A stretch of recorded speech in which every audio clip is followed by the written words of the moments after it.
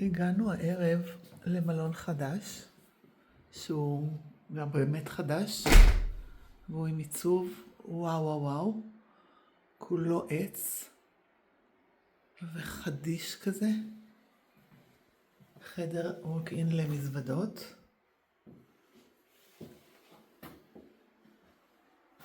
הכל מעץ, חלק גס וחלק כמו חלק,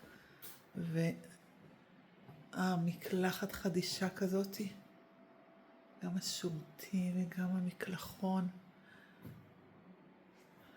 והסלון עם המיטה הענקית הזאת, והכל מריח מעץ. פה יש לנו חדר סאונה פרטי,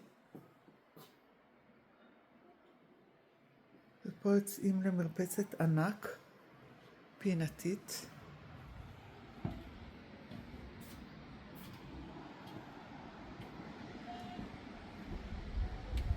עם ארסלים,